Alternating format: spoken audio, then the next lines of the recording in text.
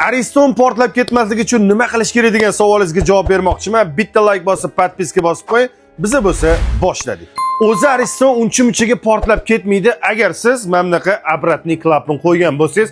Buni vazifasi nimadan iborat deyotgan bo'lsangiz, Aristoningizga главный trassadan kelayotgan suv o'chadigan bo'lsa, bu обратный klapdan Aristoningiz ichidagi suvni orqaga qaytarib yormaydi. Agar siz buni qo'ymaydigan bo'lsangiz, главный trassangizda suv o'chadigan bo'lsa, Aristoningizdagi suvingiz qaytib ketadigan bo'lsa va o'sha paytda siz Aristoningizni tokka tiqib ishlatadigan bo'lsangiz, tennis avtomatik ishlab ketadi va buning oqibatida katta bosim Aristoningiz ichida paydo bo'ladi. Shu sababli Ariston portlaydi. Agar siz bu обратный klapni Aristoningizga qo'yadigan bo'lsangiz, birinchi navbatda главный trassangizda suv o'chadigan bo'lsa, hech qanaqa suvingiz orqaga qaytib ketmaydi va Aristoningizda katta bosim paydo bo'ladigan bo'lsa ham, mana bu ko'rayotgan teshigingizdan o'sha kuchli bosimni chiqarib tashlaydi. Shu sababli Aristoningiz portlamay, muammosiz chotki ishlayveradi. Xuddi shunaqa foydali ma'lumotlar kerak bo'ladigan bo'lsa, sahifamizga obuna bo'lib qo'yinglar. Bundan ham manfaatli videolarni sizlar uchun qo'yib boramiz.